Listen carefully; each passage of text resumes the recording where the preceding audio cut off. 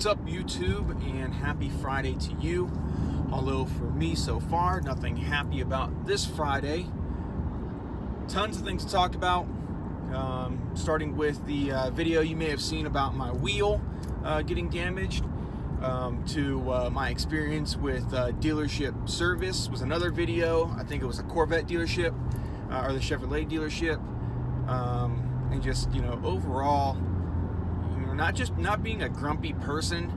I'm not saying just being an optimist and finding the bright side to things, but really just not wasting your time and energy complaining about stuff that is out of your control. So that's what today's video is about.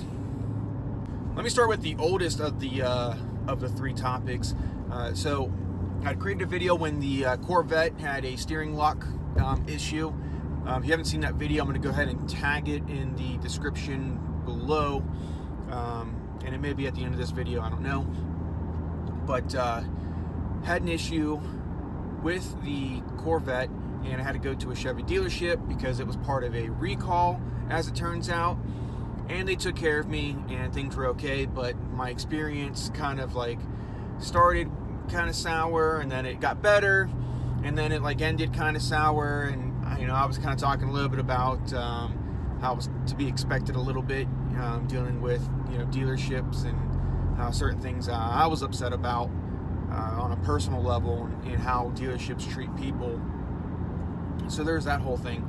But today I had to go to Dodge, where I got the car, and I gave them praise before on how they've taken care of me up to a point. Not so much my salesmen, as it turned out. Right after I bought the car, there was just a complete disinterest in wanting to assist me whatsoever, which is pretty typical of salespeople or car salesmen. I'm not trying to bash all of you out there, but there is that gray, I guess, that stereotype that car salesmen have, being just ruthless and cutthroat. Now, I can say that because I was a car salesman for a period of time, so it's not like I'm just bashing. I knew what it was like on the inside too, and I've worked with them great car salespeople, and just the ones that just fall right to that stereotype. So, and I like to think that I was pretty good. Police reported ahead. There you go, police reported ahead. All right, so anyway, with Dodge, I called and made an appointment, and then there was some cold weather. Not even bad weather, it was cold weather. And they didn't even bother to call to let people know that they were not going to be opening, or opening late, what have you. So I get to that appointment, and it was a mess. Obviously they weren't there, so I had to drive 40 minutes each way for nothing. And who you complain to about that? It is what it is. I just don't like the fact that they don't call people to let them know that that their appointment's not going to happen. So I've got to call again. Call to make an appointment. They tell me no appointment necessary for the things that you're doing, which is cutting off the wheel locks because they failed to give me the key when I bought the car. And two, I had received an email on December 20th from a David Keller, who is their service manager, stating that service may be due, and thanks for being a loyal customer of Palmer Dodge. I'll go ahead and just throw the plug out there, because I'm not necessarily bashing or promoting. The truth is the truth, and it's Palmer Dodge. And it said, with being a Palmer customer, etc., you get 4 services, including your oil change, tire rotation, balance, things like that. So I was like, oh shit, let me just schedule all that at once then, right? In half a mile, turn left to I-575 south. Way to ruin that. Sorry guys, you're gonna have to kind of just deal with my navigation system running in the background. So I call, and they said no, for what you're doing, no appointment necessary. Perfect. So I have other appointments planned out through today.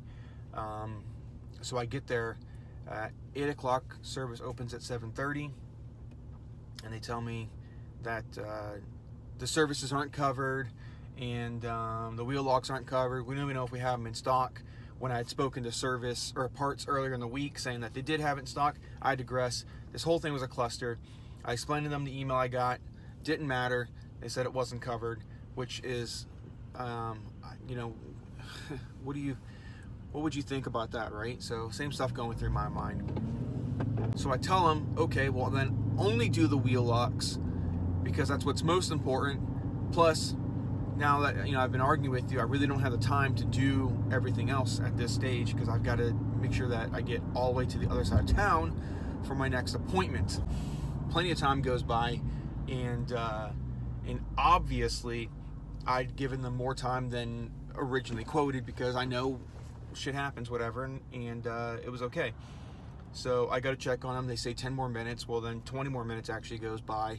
Now I'm running extremely late for the meeting that I've got to get to, and turns out they did the whole service anyway. They didn't just cut the wheel locks off. They did my whole 5,000 mile service, and that's what took a long time. So needless to say, they're charging me for everything, including the wheel locks.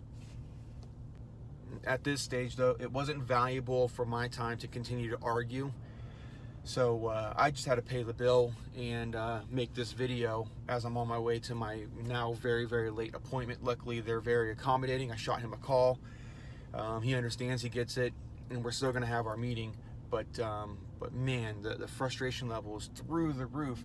Now, it gets me to my next point. So lastly, we talked about, exerting energy that's just not worth it, creating a stress level that's just not worth it. And although this whole thing is not how it was planned to be, and I was introduced to the owner of the dealership, which is one of the reasons why I bought from there in the first place, through a really good friend of mine, John. So, I have this, maybe this source that most people don't have, where I don't have to speak to a manager. I can actually... Exit to exit 3 to I-75 North Chastain Road. That's where I'm going, guys. So I'm gonna apologize. Right in the middle of my crescendo, right? I had the ability to talk to the owner and say, "Look, and this is what's going on, man." And then, where does that get me? Of course, he's gonna apologize, and it's gonna hit home for him because I was a referral of a longtime friend of his. I've met him on a couple of occasions, so I'm sure it's gonna be a little bit more personal for him. Now what's he do? He turns around and maybe talks to his guys, and so it'll cascade down. Maybe I get refunded, the money, but how many people's lives am I touching in a negative way? None of these people purposely meant to do anything to me, right? I mean, this wasn't like they were out to get me. So, what would all that, all the time that I would have to invest probably into this, probably more so than just a text message, a long drawn out conversation. It may turn into 2 conversations, I don't know. My stress levels raise. I mean, I really don't know, and I don't know that the whole thing is worth the, $171 that it ended up being, all said in. I just don't know. And also, I feel like I'm above it. $171 is moot at this point because I wouldn't get $171 of value out of complaining, because that's what it'll end up being, just being complaining. And I guess a big thing for me is now, what does that do to my relationships with this owner and with my friend? I guess the first thing that probably would come to your mind, the first thing that came to my mind is, well, nothing would change. They'll realize that you had a bad experience. But then I become a complainer. I'm in some way wedging a relationship because I'm throwing up flags, right? I mean, it is an inevitability to raise flags when you complain. So, and no matter what light, because everybody's going to view it differently. So, is it worth it at the end of the day? The stress to me isn't worth it, which makes me just write it off completely. Like right before I was doing this video, I was like, I'm over it, I'm done, right? Let's move on with life, and I'll get mine. It'll work out. But is it worth it? And the answer, in my opinion, honestly, is it's not.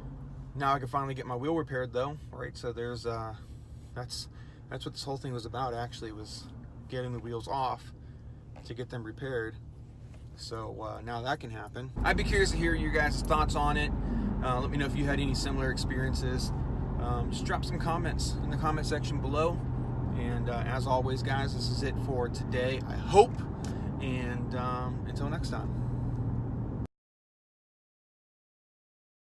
What do you guys think of my new ride? Top speed is 8 miles per hour. And it's all terrain.